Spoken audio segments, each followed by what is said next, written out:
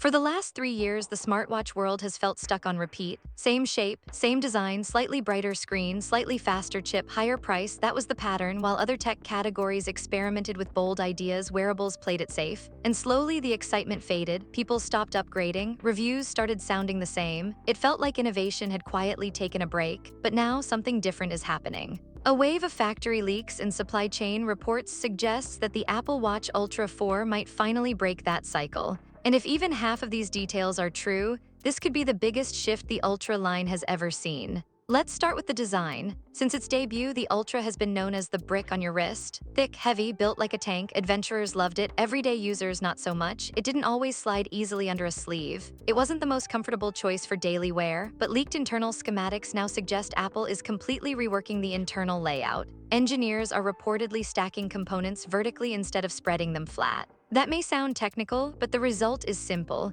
a noticeably slimmer case without sacrificing durability. Imagine a watch that still survives a mountain climb but looks refined enough for a formal event. If this redesign is real, it changes how the Ultra fits into daily life. Now flip the watch over. The sensor system on the back may be getting a major upgrade. Current models use a circular cluster design. Functional, yes. Revolutionary, not really. But leaked component diagrams describe a new ring-shaped array with 8 individual sensor points. More contact points mean better data accuracy. Sweat, wrist movement, and rapid arm swings during workouts can interfere with readings. A wider sensor ring could cancel out that noise and deliver cleaner heart rate and skin temperature tracking. For athletes and fitness-focused users, that alone could be a big reason to upgrade. Then we come to what might be the headline feature of this entire generation: non-invasive blood pressure trend alerts. Reports suggest Apple is pushing closer to making this a reality. It may not give you an exact medical grade number like a cuff would. Instead, it would track long-term patterns and alert you if something shifts beyond your normal baseline.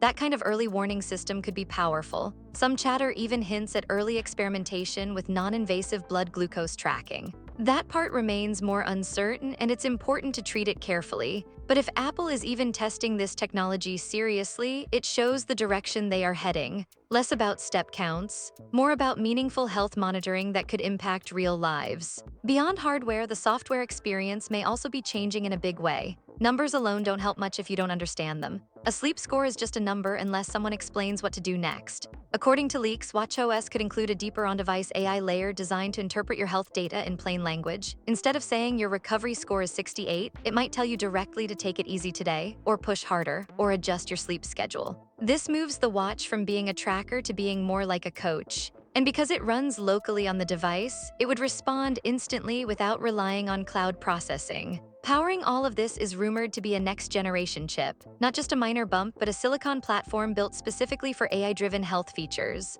Faster processing, better efficiency, less heat during heavy workouts. That matters more than most people think. A watch that stays cool and responsive during long GPS sessions or intense training feels more premium. And if it supports advanced health algorithms in real time, the experience becomes smoother and more personal. Now, one of the more confusing rumors involves biometric authentication. Early firmware discoveries hinted at a Touch ID-related code name. That sparked speculation about fingerprint unlock coming to the Ultra 4. But more recent reports suggest Apple may have shifted priorities. Instead of using internal space for fingerprint hardware, they might be dedicating it to battery expansion and enhanced sensors. So right now, fingerprint unlock feels uncertain. Possible, but far from guaranteed. And honestly, if the trade-off results in better battery life and stronger health tools, many users might prefer that direction. Speaking of battery life, this is where things start to get really interesting.